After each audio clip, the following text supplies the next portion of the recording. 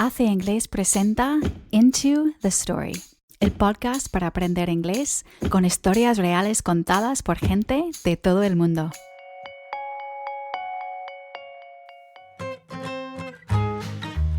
Today's story is about opening a restaurant.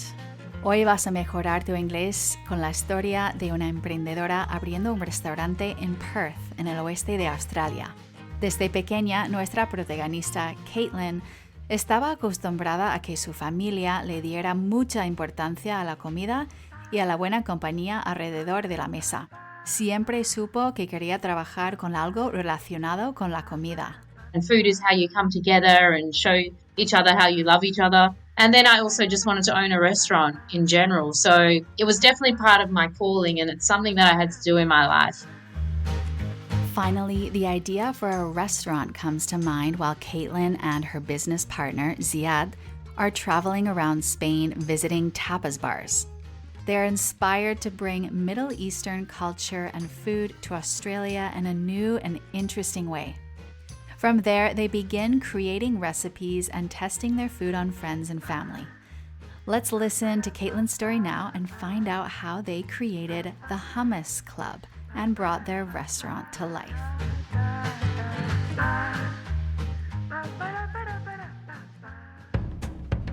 Antes de empezar, veamos algunas de las palabras y expresiones que escucharás durante la historia de Kaitlin. Firstly, a foodie. A foodie, F-O-O-D-I-E, is a modern English word used to describe someone interested in gourmet food and eating at restaurants. In today's episode, you'll hear Kaitlin describe growing up with food as part of her family's culture and becoming a foodie. Next, a side hustle.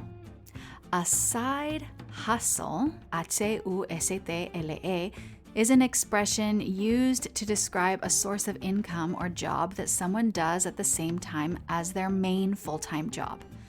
So a side hustle often starts as a hobby or a project that people do for fun, and then it develops into work over time. A side hustle. Next, a pop-up space. A pop-up space is used to describe a temporary shop or commercial area in which a business can operate in for a short period of time. For example, beach bars in Spain, los chiringuitos, could be described as pop-up restaurants because they sometimes appear on the beach in summer and they are later removed during the winter. In today's episode, you'll hear Kaitlin talking about opening up a pop-up restaurant in a shopping arcade or a shopping center, un centro comercial. A pop-up space. Next, derelict. Derelict is an adjective used to describe buildings or places that are in very bad condition because nobody has cared for them. En español diríamos en ruinas. Derelict. And finally, to follow through with something. This phrasal verb, to follow through with something, is used to mean completing a project, task, or action from beginning to end. For example, we can say follow through with a promise, cumplir una promesa, or follow through with a plan, seguir el plan hasta el final. We could also use follow through in a sentence like, I wanted to become a lawyer for a long time, but I didn't follow through. To follow through with something. Aprovecha al máximo este episodio bajándote la transcripción, la ficha de vocabulario y un test de comprensión visitando aceingles.com/podcast. Te dejamos el enlace en las notas del programa. Okay, let's get into the story. My name's Kaitlin and I live in Perth, Western Australia. So my mum's Croatian and also my dad was born in Croatia. And food, I guess it's that Eastern European culture, which is like you feed everyone and food is how you come together and show each other how you love each other. Yeah, and my family are great cooks. My nan's a great cook. And also my mum is a fantastic cook. And I've always been interested in food. When I was younger, I wanted to be a chef. And then I also just wanted to own a restaurant in general. So it was definitely part of my calling, and it's something that I had to do in my life. Food had clearly always been a big part of Kaitlin's life and culture growing up. Now it was just about waiting for an idea and finding an opportunity to make her dream of owning a restaurant come true. My business partner and I, we were traveling around Spain at the time. Yeah, and we actually were on a bus tour. And we were dropping into all the little tapas places in different cities of Spain. And I was like, why isn't there more mezza places in Perth? Mezza in the Middle East is shared plates. No one will have their own particular dish. All the dishes will just be in the middle of the table, and everyone will share it. Everyone will pass it around and share it. So we wanted to bring that idea to Perth. My business partner is Middle Eastern origin. So he was born in Lebanon. And I remember like a lot of the times that we would eat his family's cooking, etc. And yeah, and it would be really amazing. And I was always a big foodie. And I was always thinking, more people need to try this food. We wanted to really change perceptions of what people thought the Middle East was, and also change perceptions of what people thought the Middle Eastern food was as well. So yeah, getting the ideas from the tapas bar in Spain, where there's just a lot of little different dishes and food. So we then went back. We started testing recipes, etc. We chose hummus because it's a really universal dish and that a lot of people know as well. But it was also that coming together medium. So we always wanted people to really feel comfortable and accepted, etc. And we wanted like a plate of hummus. It doesn't matter your race, gender, religion. You come together and you just enjoy that time and that space with each other. And we launched a market stall soon after. And we just wanted to start small. It was intense, like, because we were full-time jobs as well. So I'm a pharmacist, my business partner's an engineer. So we were working full-time jobs and then doing this on the side on the weekends. And it was like a side hustle, basically. There was a lot of work, though, involved in getting everything to the market stall, getting registrations, setting it all up, getting the marquee, getting all the van packed, etc. So yeah, we woke up at like 3 a.m. like really stressed out that we had enough staff. Like we were double checking everything. Kaitlin and Ziad work like crazy to make the market a success. Ziad is frying fresh falafel and Kaitlin is serving hungry customers. Even though that first day was a success, they discover that setting up and serving food at a market is difficult, and there are a lot of things that can go wrong. Our fridges would turn off, and the hummus would go off, or the fryer would literally blow up in our faces. It was very dangerous taking out a fryer out of a van into the market stall, etc. And then having to drain the oil and things like that. But yeah, there was so many windy conditions, can blow your marquee away. Kaitlin and Ziad noticed the popularity of the Hummus Club growing quickly. Life starts to get complicated as they balance their full-time jobs with running the market stalls on the side. Yeah, so the market stalls were really popular. We were blown away by all the support. We became really popular. We became one of the most popular market stalls in Perth. And we started off with one market, and then we were doing about 3 to 4 a week. And we just kept on growing and growing and growing.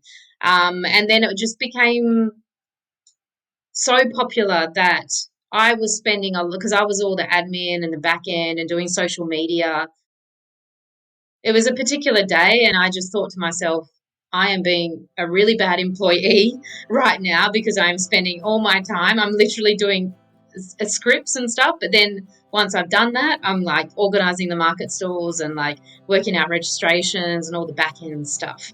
And I was like, you've got to make a decision now. And that was when I was like, okay, I've got to go full time in the market stalls. It was a big decision to leave something that I'd been studying for like 5-6 years, but I knew I had to take the risk.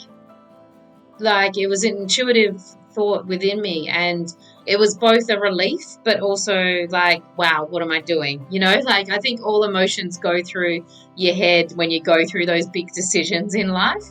But, you know, like 30 minutes later, I was ecstatic, really, because I was like, wow, I'm going along a new path. And then we got actually offered a little pop-up space in Trinity Arcade. And it wasn't something that we thought that we were going to do. We just wanted to go straight into sort of like the big restaurant space. But we thought, no, we need to make a logical step. So then we did that. We went into the pop-up space. But doing that, then my business partner also had to quit his job as well. Kaitlin and Ziad spent 9 months in the pop-up restaurant. Then they realized that it was time to go bigger. They found a restaurant space on William Street, Northbridge, a lively suburb of Perth known for its food and nightlife, but a lot of work still needed to be done to transform the building into the Hummus Club. The potential was huge when we walked into that space, but in the same breath, I would say it was also just like a derelict building. So we really had to put some imagination into what it could be. But it was a really cool building on William Street. There was going to be like a deck made, and it would be the only place on William Street that had that sort of view and like street side dining. So yeah, the potential was huge, but it was a massive job because we had never fitted out or designed a kitchen, let alone a restaurant before. And it was an old residential building. So there was a lot to do. And a lot of people just were like, oh, you're going to open a hummus restaurant in Northbridge? People would laugh at our idea, but we knew what we wanted to do and we knew what our mission was. The business partners were inspired by modern Middle East street art and underground Arabic music when designing the restaurant. They wanted to serve real Middle Eastern food and share Middle Eastern culture with Australians in a cool and modern way. After months of hard work and renovations, testing out the menu, and setting up all the procedures to run a restaurant, they were finally ready to open.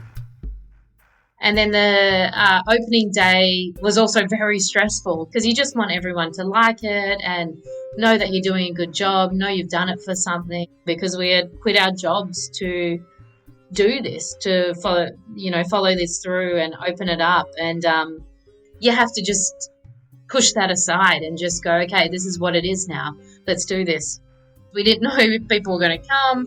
We didn't advertise it that much because we just wanted it to sort of be an organic sort of opening. But we did also have a lot of support from our social media following and followers. After that opening night, the Hummus Club has continued to grow. People loved the restaurant concept and the modern Middle Eastern shared plates that Kaitlin, Ziad, and their team had to offer. We've been there for 4.5 years now, and it's still just as busy as ever. We're always changing menus, and we've got a new team. We released our spice ranges during COVID, so now we've got like some spices as well that people can pick up and take home and use in their own cooking. I definitely feel that we've achieved success in wanting to do what we came out to achieve. I know at the end of the day, we have changed the Perth food scene and brought something really different to Perth. Kaitlin continues to work with the team at the Hummus Club, serving up Middle Eastern food to their loyal hummus-loving customers in Perth. Outside of work, Kaitlin enjoys spending time with her family, her dog Zeus, and other foodie friends as they try out other restaurants in Perth's ever-growing restaurant scene. Thank you for being here and listening to this story about a side hustle turning into opening a restaurant. Si te gusta nuestro podcast y quieres apoyarnos, déjanos 5 estrellas en iTunes y así también ayudarás a otras personas como tú a mejorar su inglés gratis. Okay, that's all for today. Until next time, we hope that you have a good time, or at least a good story to tell.